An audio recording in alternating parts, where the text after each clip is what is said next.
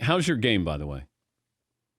I feel very good about my game. I'm not gonna lie, Dan, and I'll tell you the truth. If I don't play great, if I don't play well, I'll be devastated because I've been practicing from 4 or 5 hours every day.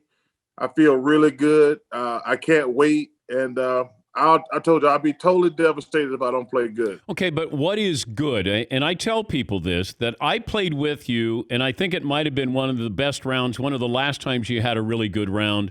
And this was in a professional event.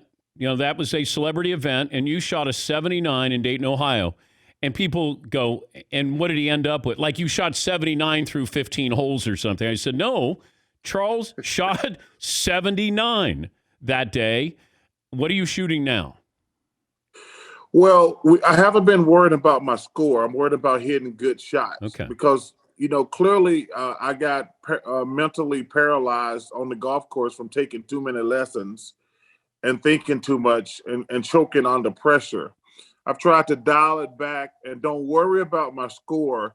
Just keep hitting good shots, accept the bad shots, and try to concentrate harder on hitting more good shots. So I have to be honest with you, I haven't kept score in a year, but I'm just trying to hit a bunch of good shots. But you talk about this, you got in your head and you took all these lessons.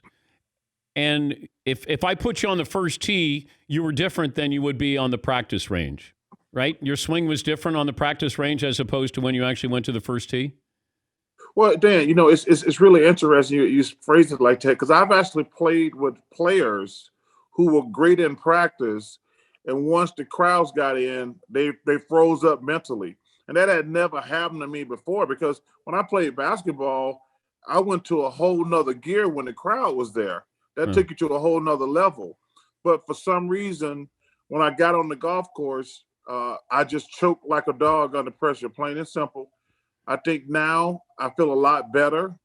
I got a lot of more simplistic approach to playing golf. Instead of, like I say, when I was breaking 80, I was always going to shoot between 78 and 84, always. And I made the mistake of taking lessons from, first of all, I took lessons from the best teachers in the world. And sometimes when I go to the first tee box, I hear all 10 of them talking to me at the same time. I do. I've heard all 10. I've heard Hank. I've heard Butch. I've had a bunch of local guys working with me. And now when I step on the first tee, I think about the coach I'm working with, Stan Utley, right now. I say, hey, forget everything you've heard. Just remember what Stan told you and just make a good swing.